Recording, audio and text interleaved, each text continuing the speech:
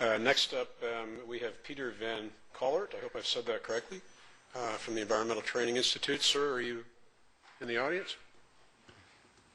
Come on down if you would. Give us your name, and we don't have your address on file that I can see, so would you state that as well, please, sir? And you will have about 8 minutes.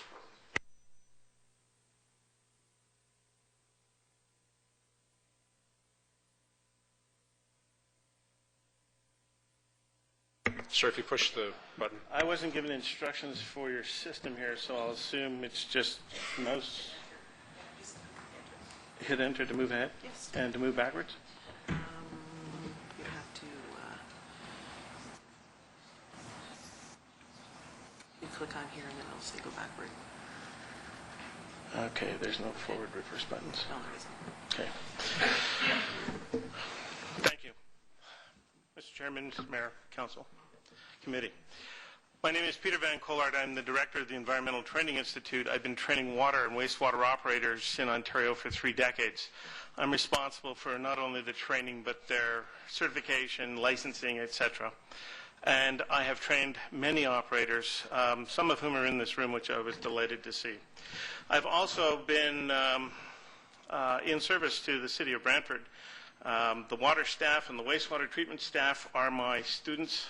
And I have to compliment you at this venture that you have some of the brightest and best people I know of in the business, and take an accolade for that because they truly do outstanding work. I'd like to show you a different perspective about water fluoridation based on what we've seen in the last probably 30 years. There was a juggernaut to fluoridate in the early days.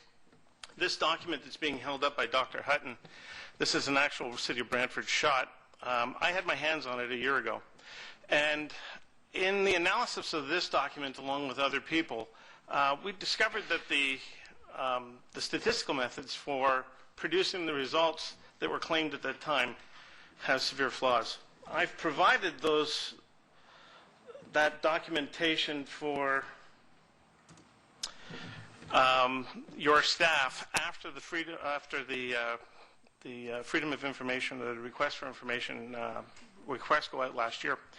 That information came to me over the last 5 years of studying the fluoridation issue, and I passed that on to them, so they probably have it in their hands now. Let's go to a definition of what water fluoridation is, and when you take a look at this, it's very simple. There are many definitions for it. This is probably the most simple and most distilled. The substance at the time in 1945 was sodium fluoride. It's an ionic compound, and all that means is that it separates very easily in water when it's dissolved in water.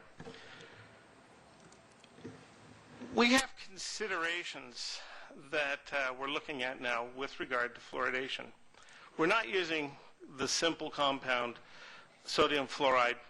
In fact, very few places are using it these days. We're using something called fluorosilicates. And I'm concerned about the contaminants that come across with the fluorosilicate usage.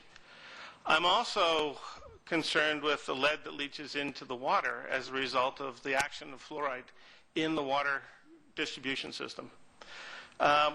Additionally, we have found that the original source data has been flawed, was flawed from the beginning, which means the decision to do so, to fluoridate, was also based in a flawed piece of science. And more importantly, it's been proven invalid. I also have a very big concern with the source and treated water quality issues, because 99% of the fluoride that's put in the water is not consumed. We only drink about 1% of the water that is produced at the treatment facility. The rest goes down the pipe to the wastewater treatment facility and back into the receiving stream, which is the Grand River. So the net benefit here is really, why don't we just take 99% of the fluoridating chemical and run it right into the Grand River and call that a spill, because that's essentially what we're doing.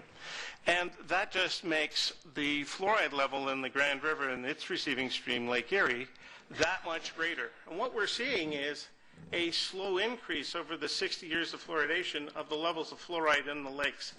We already have a level that's double now in Lake Ontario than the national water quality guideline for fluoride in that body of water. The other issue I have is, of course, we had some revelations come out from the Freedom of Information Act, the request that we had. And I'll talk about that in a second. Now, the fluorosilicate compounds were substituted as an equivalent for the original sodium fluoride back around 1957. And there are two compounds. As a contrast, both the communities on the Grand River use both those compounds. One uses liquid, one uses granular. In the case of Brantford, it's granular. This is what it is, sodium silicofluoride. Nice big word, scares a lot of people off. And if you think that one's tough, the liquid one is hydrofluosilicic acid, and that's even harder. But this is a granular substance that is made from scrubber liquor, made from drying the scrubber liquor and neutralizing the acidic component to it, but not taking out the lead, arsenic, and the radioactive substances. So those substances go into the drinking water. Now, do they exceed the drinking water parameters? No. But the problem is the drinking water parameters were put there for the source water. They were not put there for the stuff that we add to the water. So those parameters were set not so that we could just, let's top it up to the maximum, and as long as we don't exceed the maximum, we're doing well.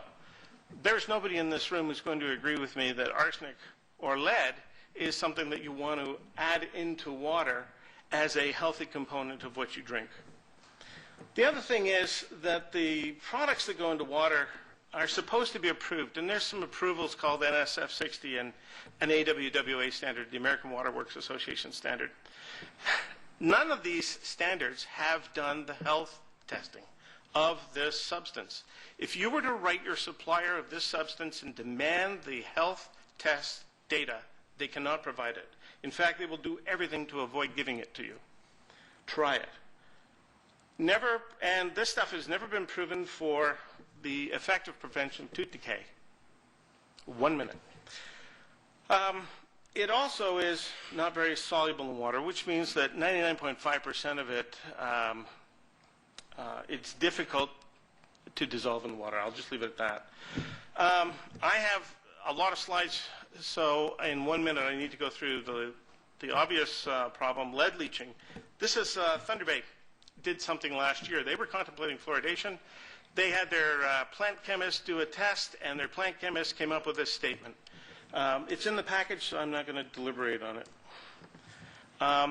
We have arsenic and lead in the fluorosilicates, and this is out of a treatment magazine from 2000 that the single largest source of arsenic that we're putting into the water, even though it's below levels, is attributed to fluoride addition.